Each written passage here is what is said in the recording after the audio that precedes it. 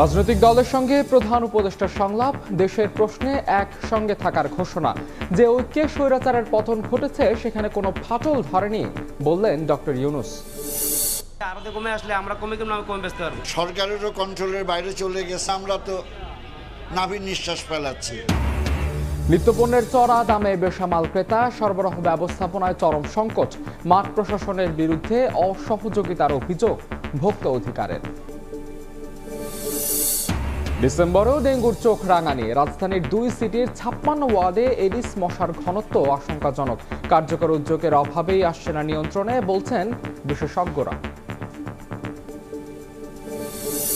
এবং 4 দেশে Bangladesh Ireland T20 রোমাঞ্চ শুরু। আজ চ্যালেঞ্জ নিতে প্রস্তুত বাংলার নারীরা। ব্যাটিং বান্ধব উইকেটে দলগত চেষ্টায় জয়ে শুরুর আশা।